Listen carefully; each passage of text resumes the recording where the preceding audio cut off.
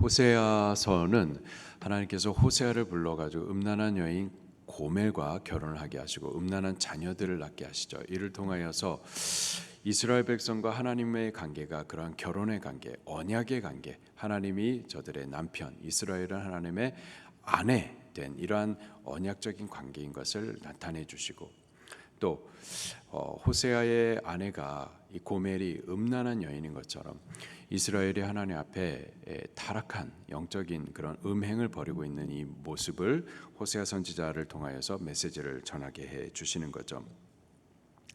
오늘 2장에 보게 되면은 이러한 타락한 영적인 음행을 범하고 있는 하나님을 바르게 섬기지 못하고 오히려 바알과 우상을 섬기는 이스라엘에 대하여서 회개를 촉구합니다.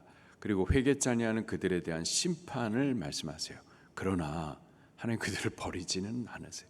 심판하시지만 그 심판 자체에도 회복을 위한 심판이라는 것을 또 말씀해 주십니다. 2절을 같이 볼게요. 시작. 너희 어머니와 논쟁하고 논쟁하라. 그는 내 아내가 아니요 나는 그의 남편이 아니라 그가 그의 얼굴에서 음란을 제하게 하고 그 유방사에서 음행을 제하게 하라.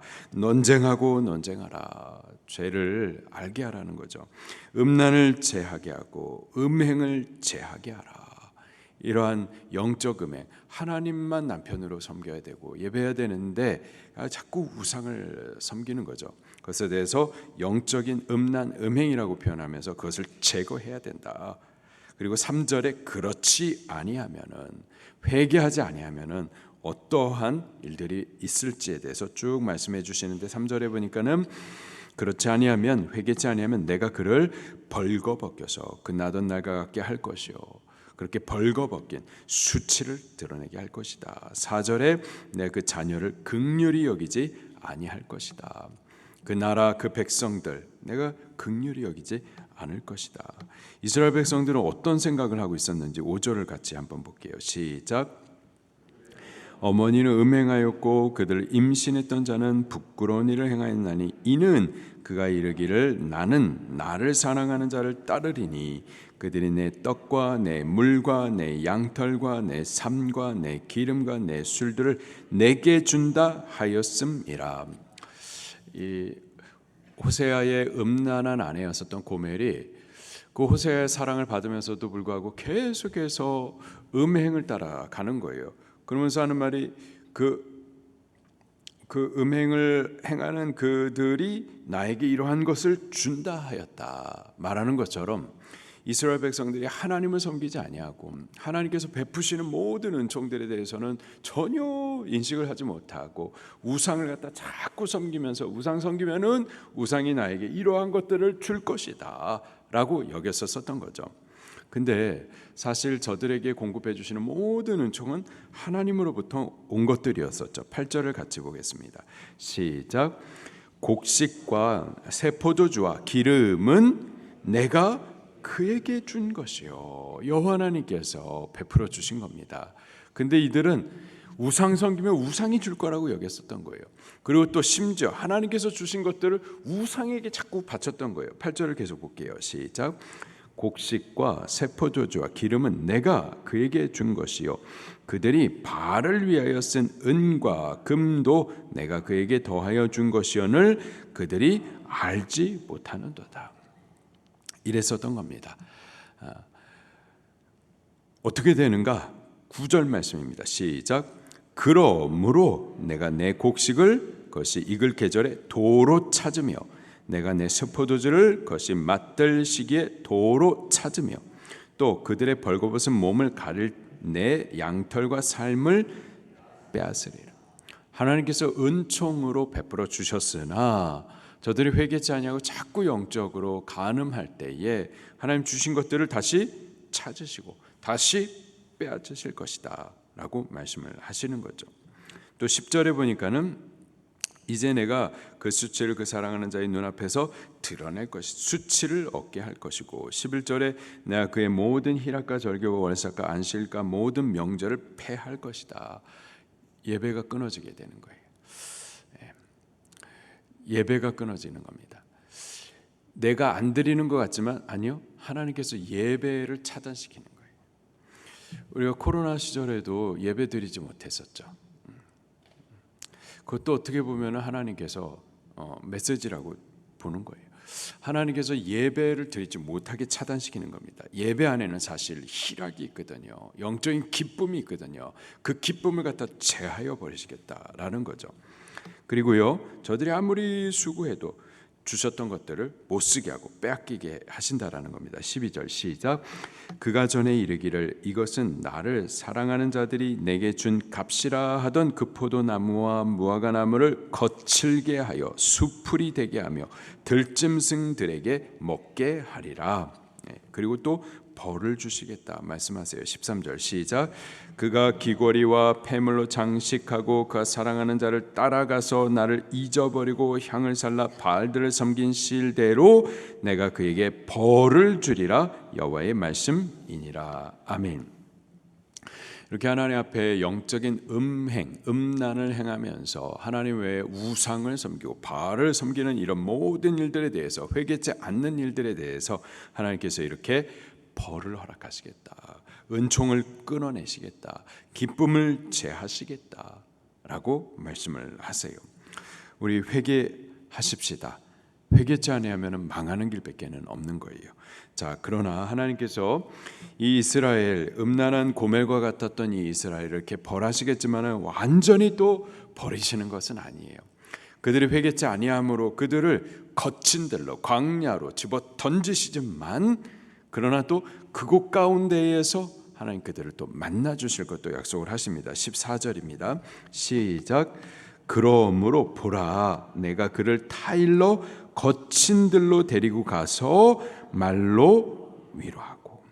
거친 들로, 15절에 보면은 아골골짜기라고 표현을 하는데, 범죄한 그들, 회개치 않은 그들을 갖다가 집어 던지시는 거예요. 그런데요, 그들이 그렇게 비천해진 곳에서 오히려 하나님께서 그들을 만나 주실 것을 이렇게 약속을 하시는 거죠. 15절입니다. 시작. 거기서 비로소 그의 포도원을 그에게 주고 아골골짜리로 소망의 문을 삼아 주리니 그가 거기서 응대하기를 어렸을 때와 애굽 땅에 올라오던 날과 같이 하리라. 아멘. 거기서 비로소, 거기가 어딘데요? 아골골짜기. 하나님께서 회개치 아니하는 그들을 집어 던진 그 비천에 처한 자리, 근데 그 자리에서 그의 포도원을 줄 것이다. 아골골짜기, 그렇게 버려진 비천한 자리, 근데 바로 그것이 또 소망의 문이 될 것이다. 그리고 애굽 땅에서 올라오던 날, 구원 얻게 된 날, 홍해가 갈라지고 그 큰 하나님의 구원의 펴신 손을 보면서 크게 기뻐하며 찬송하던 날처럼 그렇게 구원의 감격을 다시 얻게 할 것이다. 16절입니다. 시작. 여호와께서 이르시되 그 날에 내가 나를 내 남편이라 일컫고 다시는 내 바알이라 일컫지 아니하리라. 그때 진정으로 하나님을 사랑하며 남편으로 받아들이게 될 것이다 라는 거죠. 17절 시작. 내가 바알들의 이름을 그 입에서 제거하여 다시는 그 이름을 기억하여 부르는 일이 없게 하리라. 그 영적인 음란을 회개하게 될 거라는 거예요. 비천에 처해지니까. 그리고 18절 시작. 그 날에는 내가 그들을 위하여 들짐승과 공중의 새와 땅의 곤충과 더불어 언약을 맺으며 또 이 땅에서 활과 칼을 꺾어 전쟁을 없이 하고 그들로 평안히 눕게 하리라. 들짐승, 공중의 새, 땅의 곤충들, 그들과 언약을 맺겠다. 이런 자연 재해들이 제하여지게 될 것이고, 또 활과 칼과 전쟁, 우리가 하나님 앞에 회개치 아니하면 그 죄의 결과로 이러한 일들이 있는데, 그러나 회개하게 되면은 이런 것들도 이제는 평안히 회복을 이루게 할 것이다. 19절에 내가 내게 장가들어 영원히 살되 공의와 정의와 은총과 긍휼의 여김으로 내게 장가들어 진실함으로 내게 장가들리니 내가 여호와를 알리라.